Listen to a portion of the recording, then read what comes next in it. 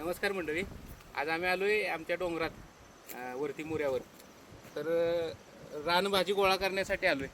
तर आज तुम्हाला ही सक्रोबाची जी भाजी आहे तिची आपण माहिती देणार आहे तुम्हाला. ही आपली आमच्या सातारा भागात जी भाजी येते डोंगराळ प्रदेशात, ती सक्रोबाची भाजी. हिला सक्रोबा असं नाव आहे.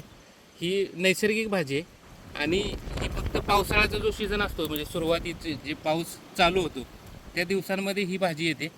ही भाजी नैसर्गिक खनिजे आणि आपल्या प्रतिकारशक्ती वाढवण्यासाठी खूप फायदेशीर अशी भाजी आहे.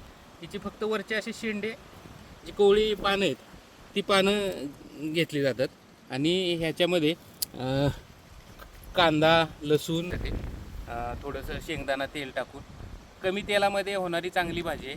खूप चविष्ट आहे आणि ही आपल्या सातारा भागात सगळीकडं जे म्हणजे जो डोंगराळ प्रदेश आहे त्याच्यामध्ये ही उपलब्ध होते. ते आपल्याला सर्दी, खोकला, पोटदुखीमध्ये पण ह्याचा खूप छान उपयोग होतो. ही खाल्ल्यानंतर तुम्हाला ह्याच्यामध्ये फरक पडेल जर तुम्हाला हा त्रास असेल. हिला सक्रुबा किंवा भारंगी असंही म्हणतात. तुमच्या इकडे ह्या भाजीला काय म्हणतात हे नक्की कमेंटमध्ये सांगा. इंग्लिश ह्याचं नाव काय असेल, कोणाला माहिती असेल तर ते पण नक्की सांगा.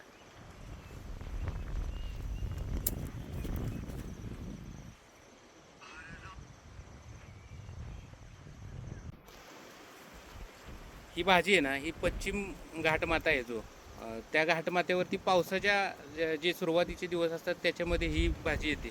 आणि हा पूर्ण असा डोंगराळ प्रदेश आहे, म्हणजे ही कुठंतरी सपाटीला येत नाही.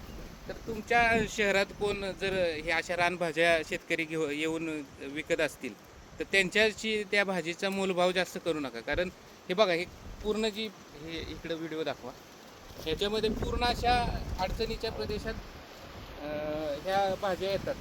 तर इथून तो शेतकरी गोळा करून ते तुमच्यापर्यंत आणून पोच करतोय. तर त्याच्यामध्ये शेतकऱ्याला ह्याच्यामध्ये काही मोलभाव करू नका आणि ही भाजी नक्की तुम्ही खाऊन बघा, तुम्हाला नक्की आवडेल. हिला एक विशिष्ट प्रकारचा सुगंध पण आहे, तर वासावरतीच ही भाजी ओळखली जाते. याला सक्रोबाची भाजी असं म्हटलं जातं.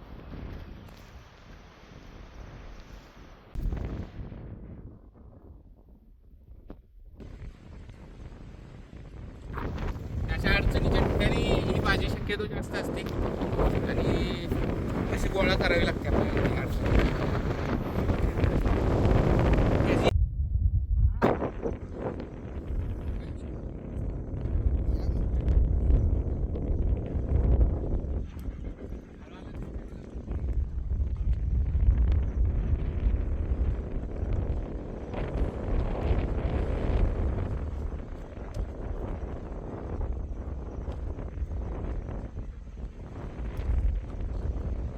अशा गोळा करायला लागतात अडचणीमधून आणि त्याची वरची फक्त कवळी पानं घ्यायची, खाली पानं घेतली